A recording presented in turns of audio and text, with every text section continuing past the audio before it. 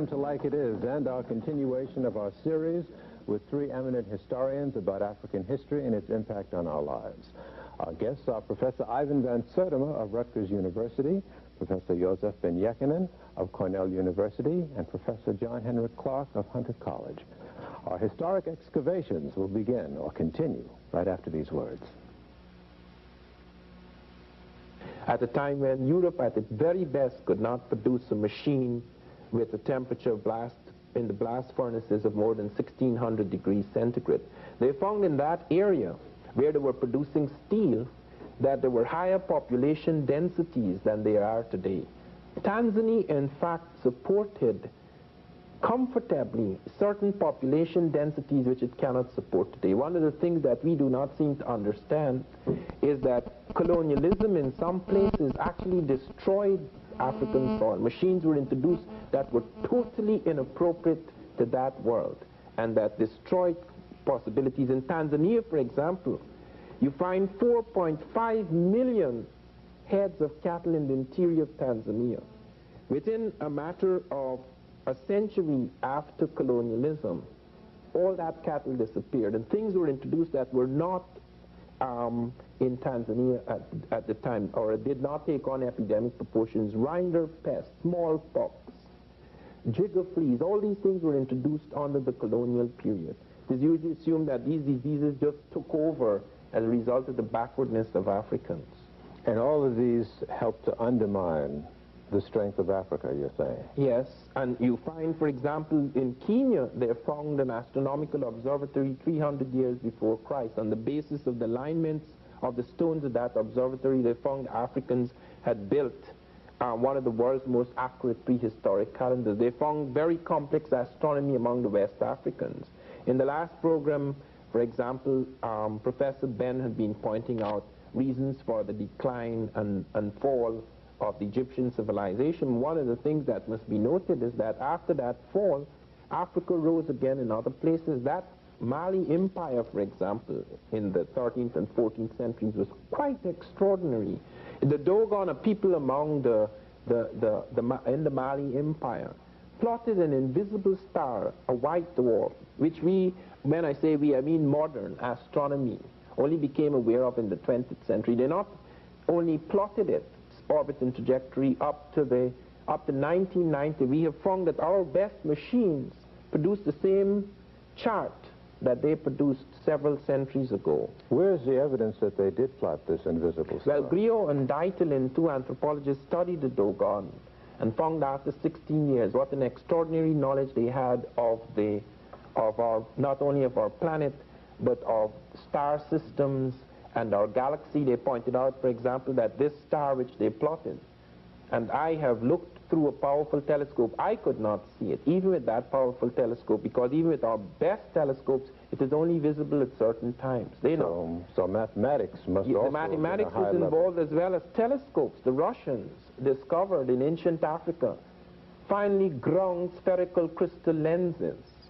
In the excavations they found this, and they have indicated. Where this was found in Egypt.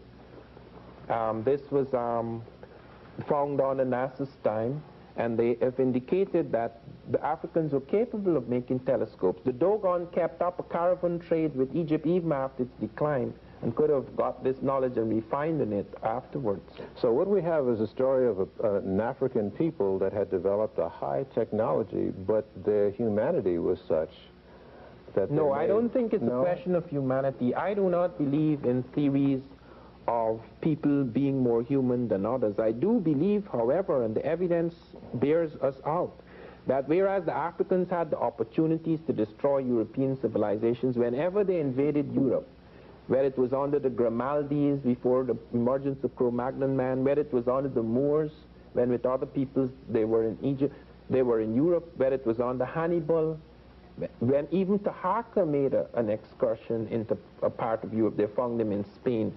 The European profited in all the circumstances. Never was his civilization shattered.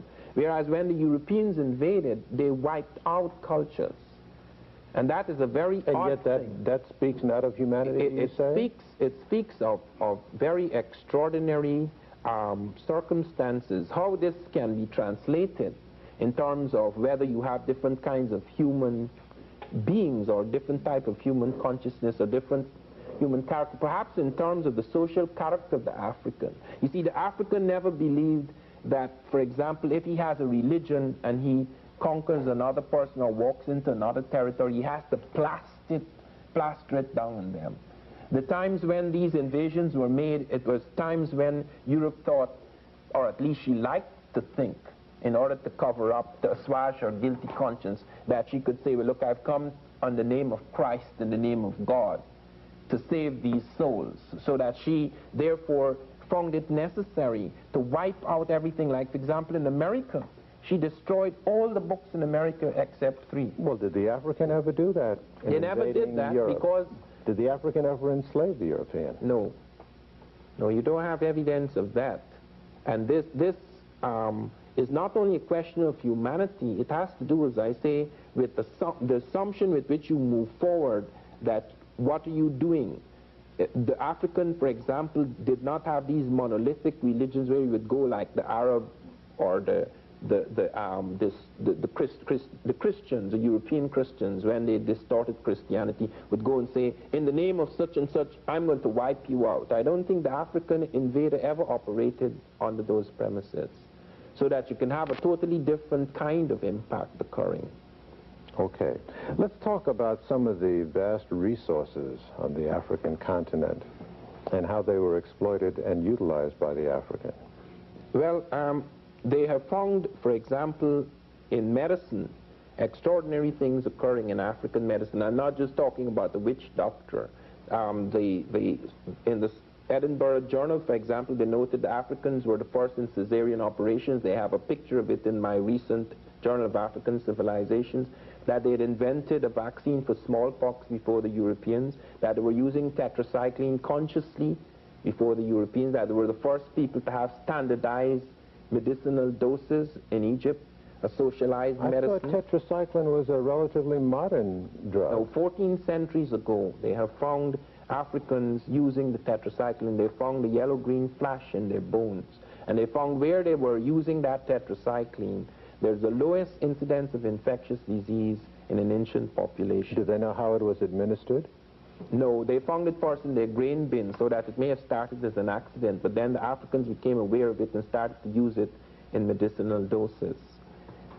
We also have evidence of mathematical systems, and this is one of the things that one finds so frustrating, that in most of the anthropological and archaeological records, or anthropological and historical records, you do not there's no mention of African mathematical systems.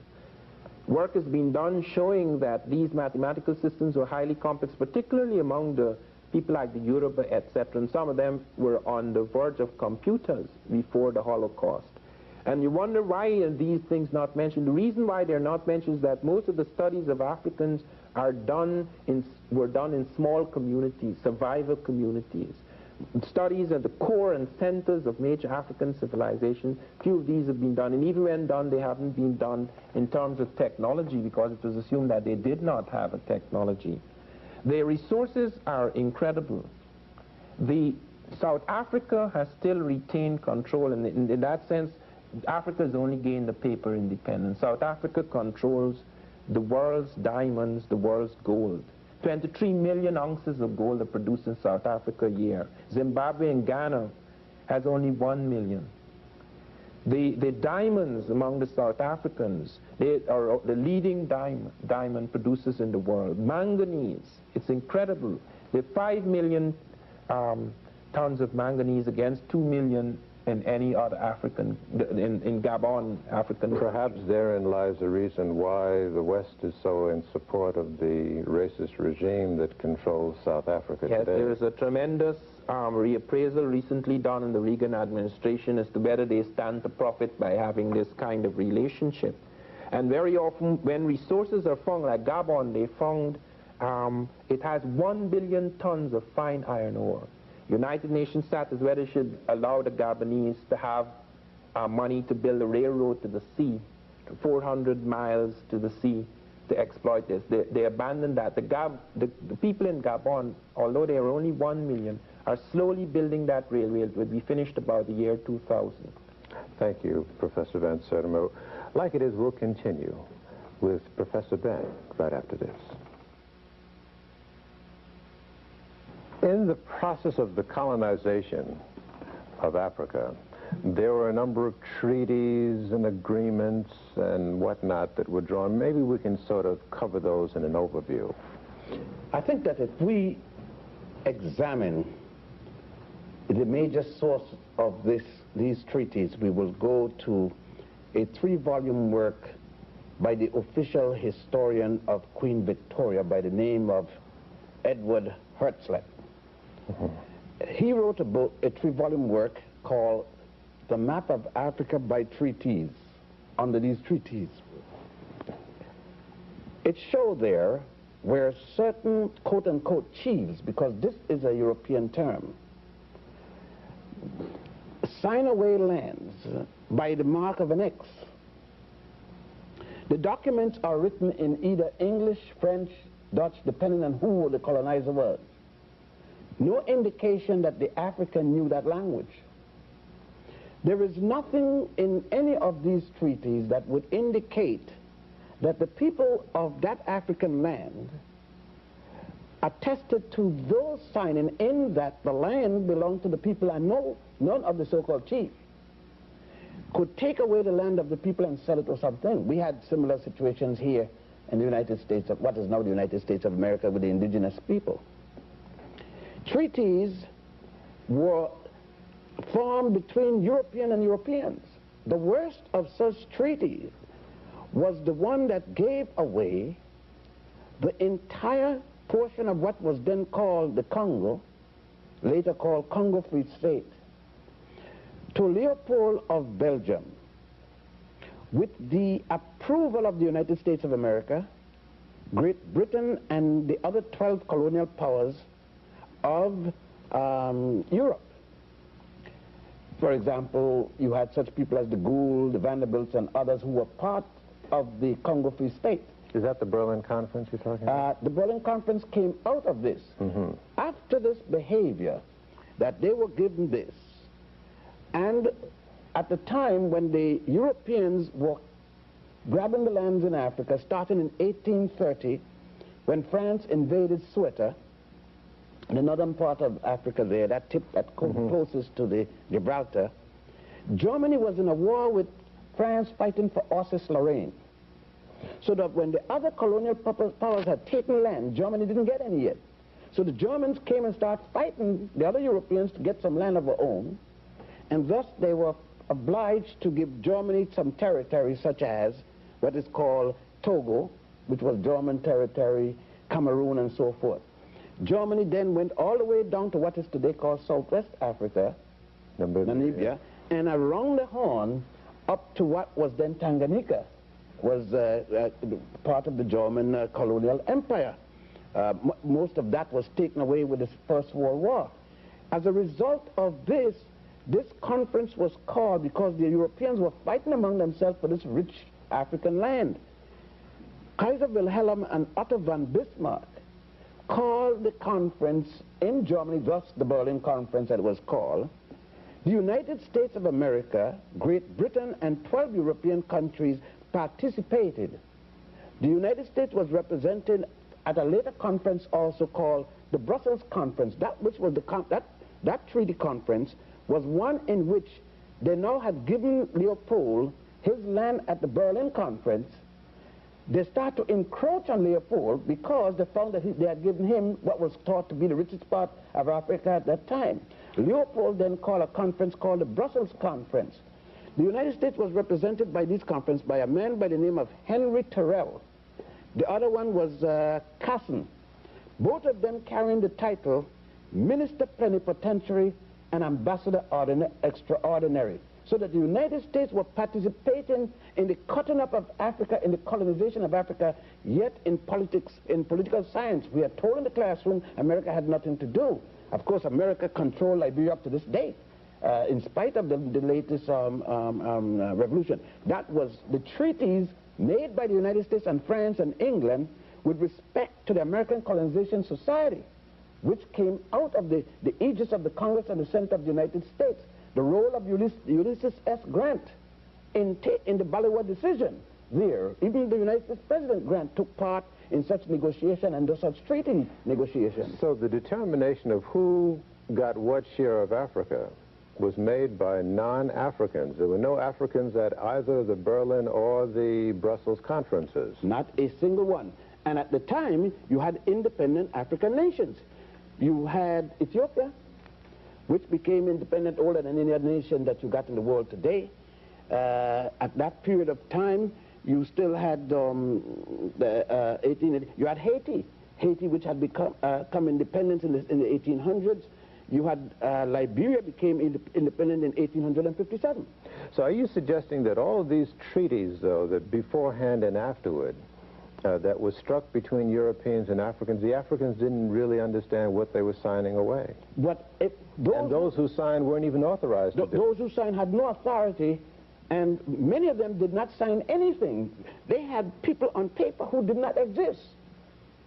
And they drew boundary lines according to the river, the flow of the river, according to the lake, and then they made such things. They even had tigers in Africa shown on the map, and tiger is not an indigenous animal to the African continent.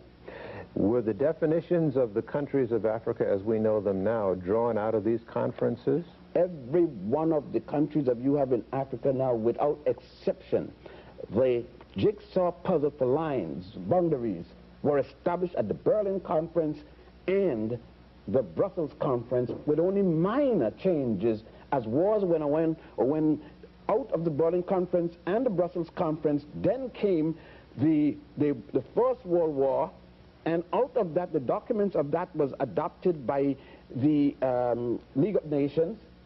The League of Nations made their own conditions with the treaties they made between Italy. Even before that, when the Italians had invaded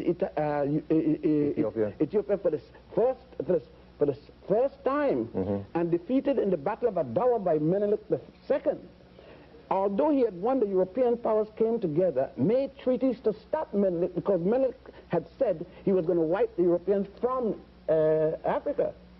Then there was that other set of treaties. There were more treaties, again, adjusting the boundaries in the Berlin, as that conference at the League of Nations, which had taken away that land.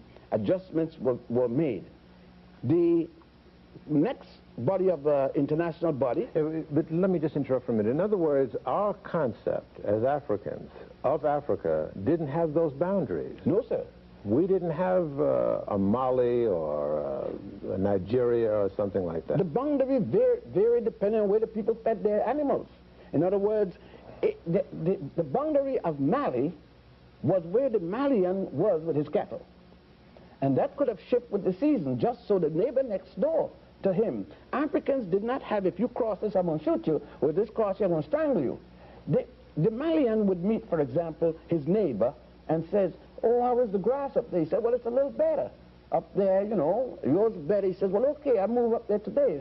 Well, let us all go up, and the two other families would talk, and they'll go up. And that's where the boundary of that next nation would be. This land is mine kind of concept. This is European. European established the land boundaries situation. Fences and things of that so nature that were alien? started among the Europeans.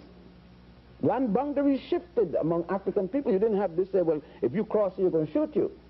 And all this kind of thing. It was it's just like surnames. It's that same process it brings to mind of what the European brought to this land, the United States, treaties with the Native American. That meant nothing. All these so-called treaties, did the indigenous people read the language? Do they know what they were signing when they did sign that X, if they in fact signed the X? How many of them knew in Louisiana that in French? How many spoke French? And the men knew what was written down there. If I tell you something that you're signing, but you can't read the language, what I told you could be quite different than what you signed, there. that little X. And what identification there is about an X that you could identify tomorrow that's your X and not my X, even if I signed it. And this is not something that we're saying that happened in the past. It is happening today. Right now, there are indigenous people here being moved up. In Africa, they're indigenous. In Australia, you say the same thing. The Caribbeans. the Malvinas, which is, or whatever they call it, is a good indication of how they had done it. Of course, it doesn't belong to either one. It doesn't belong to Argentina, and it certainly doesn't belong to England. But the people to whom it belonged are now since dead. You know, they've been liquidated to the last man. People are talking about Holocaust. I mean, that's a Holocaust. Nobody left. Holocaust in Tasmania, not a single person left. Now, the Holocaust in Southern Africa, Munamatapa, when this man was brought from India, Lugard, Captain Lugard, and he had exterminated Indians. Then they brought him to South Africa, Cecil John Rhodes. He liquidated millions of Africans. I would say about at least 20 to 30 million Africans with the attempt to match Cairo with the Cape. All right, let me interrupt and stop you at this moment. That leads into the discussion that awaits us with Professor Clarke. We will continue with Professor Clarke of Hunter College right after this. In portion of the preceding segment, you heard Professor Ben raise the question of the Holocaust, which seems of a Holocaust, an African Holocaust. Seldom is that word used in that particular context. We've only heard Holocaust used in a particular context. Maybe we can amplify on that. Well, our Holocaust started 500 years ago, and it's not over yet. In fact, our relationship with Europe has been a continuous Holocaust, and we have been continuously resisting that Holocaust.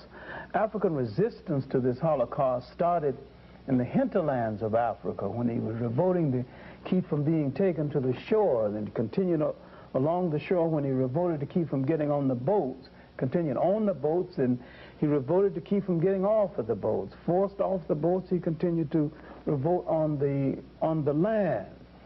But the apex of this resistance, while coming in the 19th century, but slave revolts had started. There was a slave revolt in Cuba as early as 1525. And these slave revolts, mostly led by people called Maroons, and this is a term really means runaway. These slaves who bypassed the auction block many times and went into the hills and defied people to enslave them and found separate societies. Why, the best known of these societies are in Jamaica and Haiti, but there were Maroon societies all over the so-called New World, including here in the United States. You know, I found out, Professor Clarke, that one of my ancestors were Maroons in Jamaica. Well, you're from royalty, then, the fighting nobility, as I often say about my sharecropper parents in Alabama. I am from the peasant nobility. Well, from one noble to another. Good to talk to you. And it is left for us to declare what we are. And we say that these people who fought so that other generations can live is our revolutionary royalty. Let me press you a little bit on the dimensions of our Holocaust. Mm-hmm. Numerically, what numbers are we talking about? We heard Professor Ben talk about 10, 20 million lives, African lives taken in the Holocaust? I would say the figure is rather conservative when you consider that in the movement from the coast, from the hinterland to the coast, every 10 captured, less than 3 got to that coast. And so we have now figures that's kind of lost forever from the computer. And many times, if you look at the logs of the slave ships, they might load on 300 and not make any stops. And when they finally get to the main port of debarkation, you have less than 200. So that's all. That so many went overboard. So many died of suffocation. But now, what we need to concentrate on is that fight on the land, the Maroon revolts, the different slave revolts in Haiti, Jamaica, the Babis revolt in Guyana, Professor Van Sertima's a country that there was continuous revolts all over the Caribbean area and in South America. And in South America, they not only large numbers of Africans bypassed the auction block, went into the hinterlands and found separate nations, Palmares and Bahia.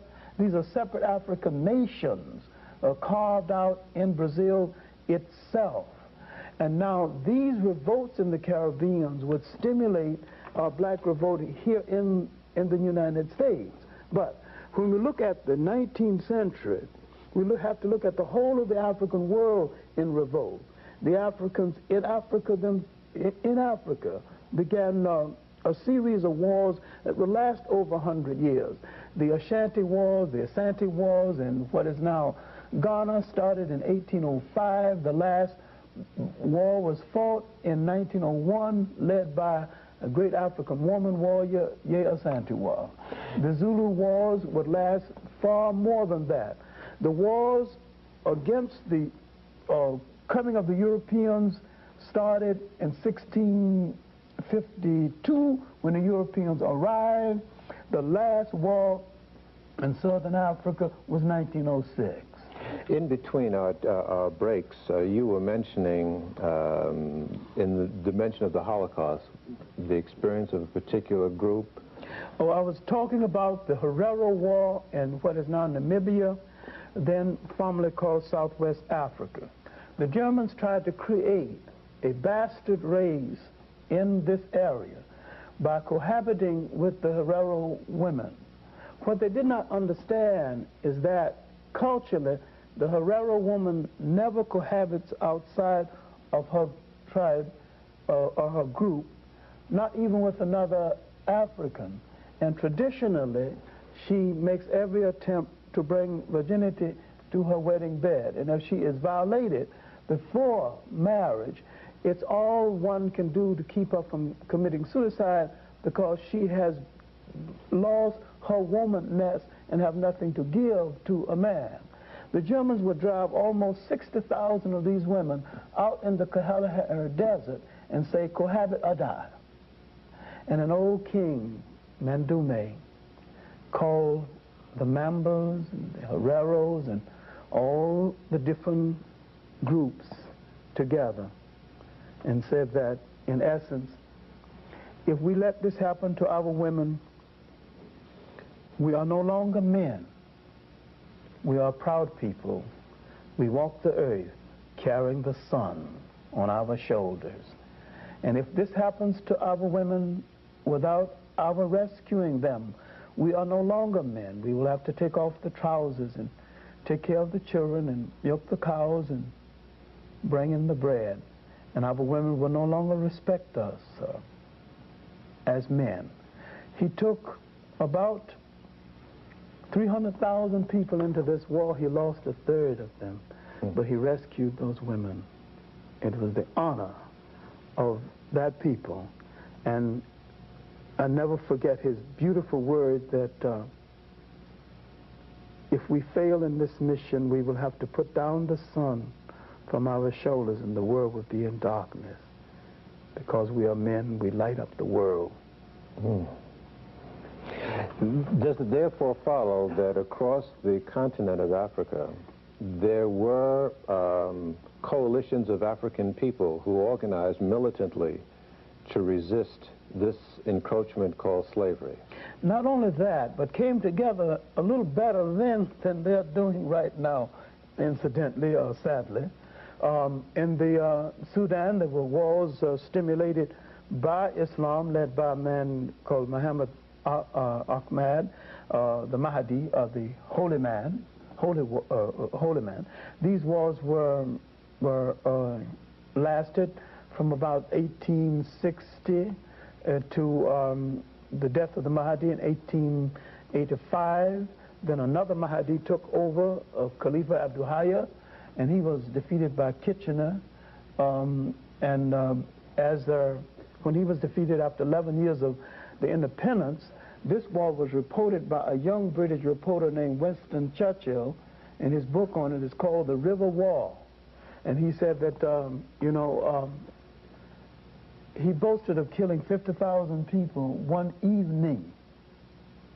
See, when we talk about our Holocaust, I guess people should talk about Holocaust the way we talk about fish stories. Those who caught the biggest fish do the most talking, and that means we will have to talk forever, because our casualties would exceed 100 million people, far exceed 100 million people. No people in the history of the world ever sustained such a loss and stayed alive. On that note, we'll break and continue with a collective examination in continuance of our history after this.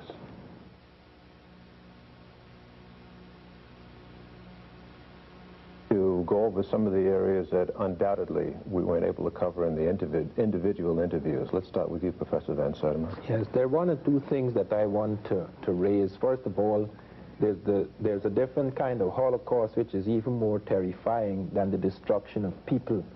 Often death can be merciful. There's a nuclear bombing of the African brain. That kind of Holocaust, the mental Holocaust that occurred, whereby many Africans who were colonized were actually had their African character almost zapped away from them and something else planted upon their brains. Which was? Which is a kind of duplication of the European. They were turned into European duplicates. I could say that at the time I was 24, with the exception of an interval during our upheaval and the death of my father, I was a European duplicate. I was a British duplicate.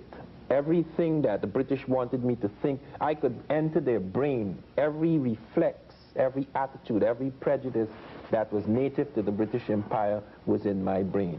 And it occupied at least 95% of my brain. It is only in later years, as one became aware of African civilizations and American civilizations, that this began to fall away.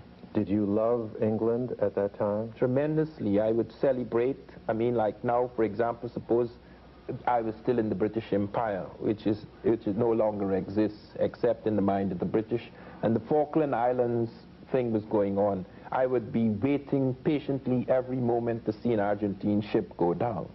This is the kind of loyalty, allegiance to the enslaver that became part of our inheritance. You sang God Save the Queen. Not only sang God Save the Queen, I felt proud that I was in an empire which was able to put everybody in their right place, including the Americans. I was very upset when I read that Americans had broken away from British rule. This is the kind of training we were given. Not a single book on Africa did I see before I was 20, not a single book. So we're talking about the evils of the colonization of the mind as well as of land and body. We're talking about the rise of the evil genius of Europe and Western racism. There wasn't enough soldiers in all Europe to hold down that vast world. They had to conquer something else other than just the physical body. They had to conquer the mind. And maybe their most tragic and dubious achievement was the convincing of so many people that they were supposed to be ruled over by these Europeans. It was one of the great propaganda miracles. What was the most effective vehicle for that propaganda? The Bible and the assumption that the European was a Christian. He never was a Christian, he never will be a Christian, and there are two things the European dares not live by. If he tried to live by them 24 hours, he is finished, and that is Christianity and democracy. Because his civilization, his way of life, his power is based on things diametrically opposed to those two things. How does the Bible help enslave the mind? I'm asking by saying that this is the will of God. There's an excellent book, good God, I haven't seen it in years though, except a Xerox copy in my library, called The Role of the Missionary in Conquest. A lot of the land was taken from the African, with the missionary going ahead of the colonizer and telling them it is the will of God that we control this land. A lot of the land, the Kenyan highlands, a lot of land in Uganda was taken over by the church. In fact, the Catholic Church had title over most of the land surface of Uganda and hasn't relinquished it completely to this very day. Christianity was an instrument of colonialism, the handmaiden of colonialism. And I can remember as a little boy wanting to teach the junior class in Sunday school, and I began to look into the great book, trying to find my own people, and I didn't see that image nowhere. I tried to find the word Negro, and it wasn't in the Bible. I didn't know there was no such thing as a Negro, you know. And I looked at the Sunday school lesson, look at all these images, and all these images told me that I was nothing. I was outside of everything in the world, and that all the achievement in the world was done by white people. I go to the basic history books, and I see nothing but white images. I see nothing that endears me to myself or to my own people. Professor Ben,